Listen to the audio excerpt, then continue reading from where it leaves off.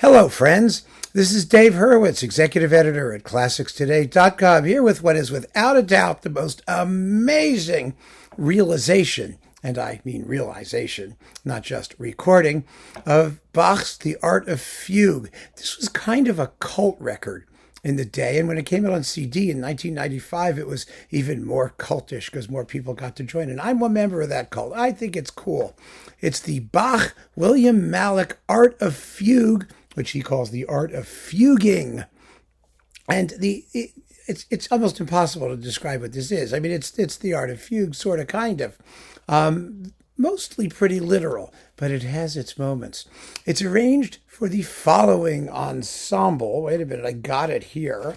This is on the Sheffield Lab label.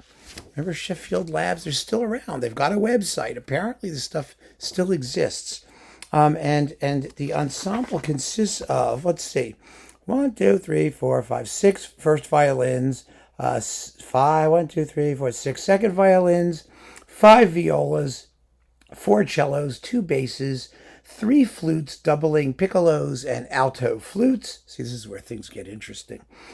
2 oboes, 2 English horns, 2 bassoons, a piano, a celesta, 4 percussionists, and the California Boys Choir at the end for the chorale.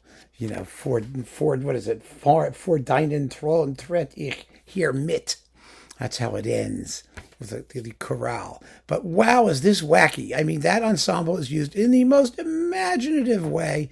But Malloch's overall point of view was to restore what he thought was the joy of the work. He felt that the work had been saturated with this sort of Bachian death obsession because it was his last work and because it's incomplete. It has this whole mythos surrounding it. And he thought the whole thing should be a joyous celebration of counterpoint, which indeed he makes it. Most of the tempi are quite zippy.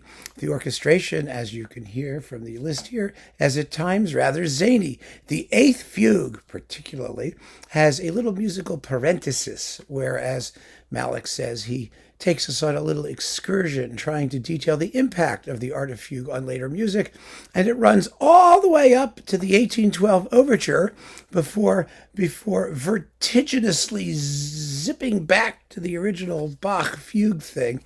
You have to hear it to believe it. It's just amazing. Anyway, Malloch also believes that Bach intentionally left the final fugue incomplete, although he offers a sort of coda, so that we don't have like the music stopping nowhere. And it really is an amazing thing. Even more interesting, the ensemble, which is a pickup ensemble, the Sheffield Ensemble, is conducted by none other than Lukas Foss, the great American composer. And that adds, I think, quite a bit of sort of luster to the entire production. Now, when this came out, we need to do a little bit of history. You know, there was a time when audio equipment manufacturers had their own record labels, you know, the independent high-end ones. And there were a bunch of them out there at one point. I mean, Foss had its own label, Foss Classics, and Sheffield Labs has its own label. Remember, they had those wonderful, like, direct-to-tube Erich Leinsdorf, that's the guy. Erich Leinsdorf, Los Angeles recordings. Those are here. They're still available. And some of them were just marvelously recorded sonically. I mean, they were all done consistent with the house policy. You know, Chesky had a label. There were a bunch of these wonderful, wonderful audiophile labels.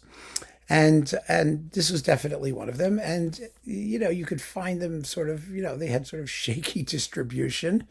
And they became, like I said, kind of cult classics. But none of them were as cultish as this. This is simply wonderful. If you like Bach, if you like the art of fugue, Sheffield Labs, like I said, has a website. You can find it. I saw this on Amazon. Sometimes the prices are crazy. But apparently it's still around out there in the ether. The website, which has not been updated since around 2015, says that this is available on Amazon Music or iTunes. It's available on iTunes. It isn't. I couldn't find it there. It may be available somewhere else. I have no clue, but you can find it if you want it. And if you like Bach and you're curious about the art of fugue and what it can be, this is an art of fugue like no other. And it's not just because of the zaniness. It's part of the what Malloch says, which is the joy of counterpoint, which this realizes better than any performance ever can or will. It's simply a riotous celebration of Bach's favorite musical form and his favorite compositional techniques. And I just love this thing. I mean, it's my preferred way of listening to the art of fugue. I confess freely. It's so much better than those creaky, old, sort of gray, Germanic, heavy-handed, dismal, you know what I mean. This has joy. Even though it's in a minor key, doesn't make any difference. It's just a joyous disc and a wonderful way to get into Bach's last and most obscure and to some most intimidating work. It's bravo for everybody. So I wanted to just mention this to you and suggest that you give it a try if you can get your hands on it. So keep on listening, friends. Thanks so much for joining me. Take care.